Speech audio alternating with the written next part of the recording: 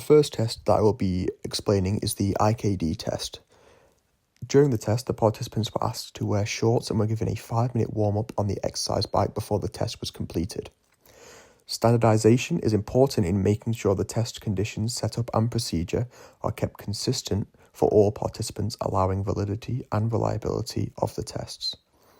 The machine was made sure to be calibrated accurately, and the axis of the device was aligned with the participant's knee axis in the leg being tested by adjusting the seat depending on the height and size of the participant. So there was a 2-finger gap between the popliteal fossa and the test seat. The participants were strapped in using the belts attached to the machine and allowing no other movement other than the knee.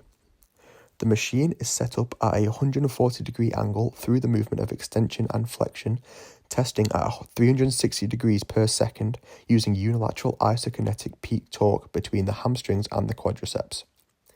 Each participant was given a practice test to become familiarized with the machine, and when executing the test, the participant was told to extend and flex the knee for 5 reps as fast as they could.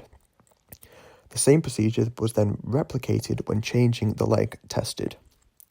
Results were recorded and stored until all participants completed the test, and then were analysed and placed into quartiles to find out which participants were at a higher risk of ACL injuries, as a discrepancy in hamstring to quad ratio can cause anterior pressure in the knee while running or changing direction, which can cause ACL tears.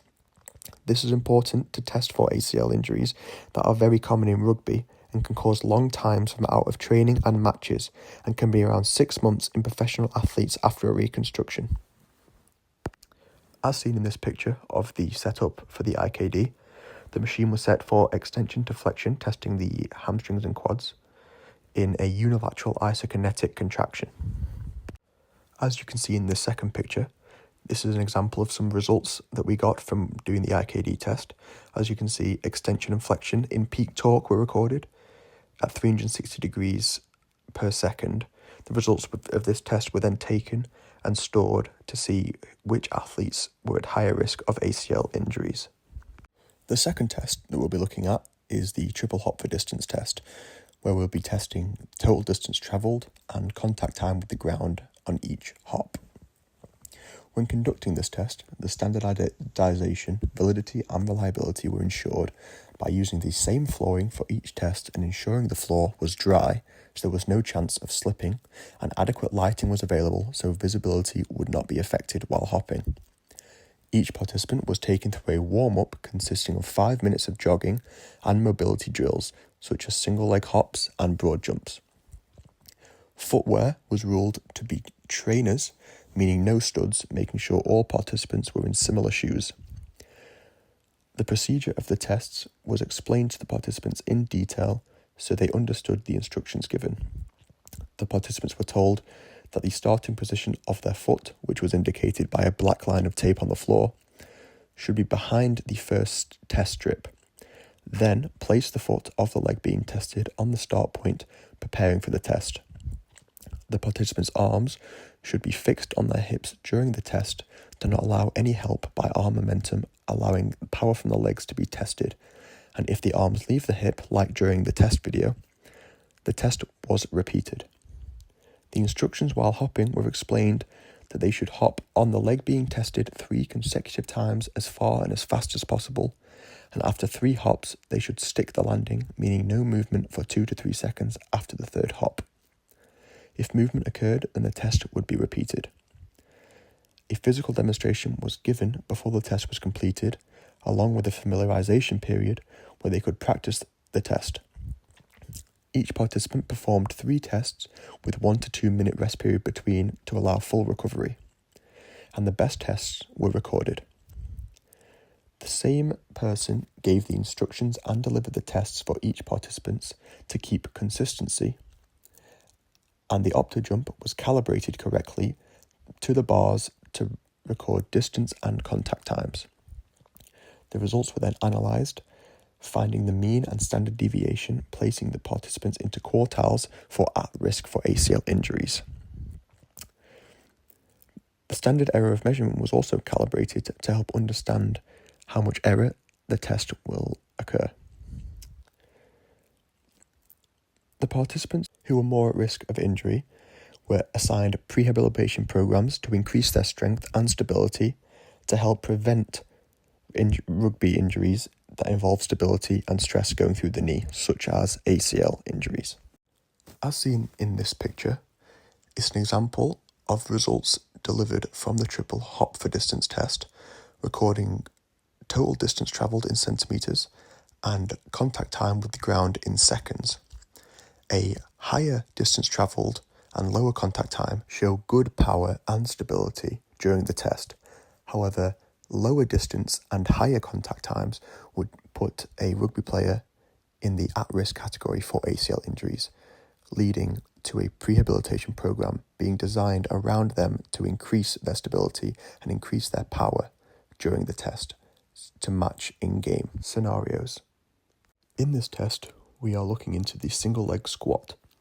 Maintaining standardization during the single leg squat test is done by maintaining an accurate surface for the test.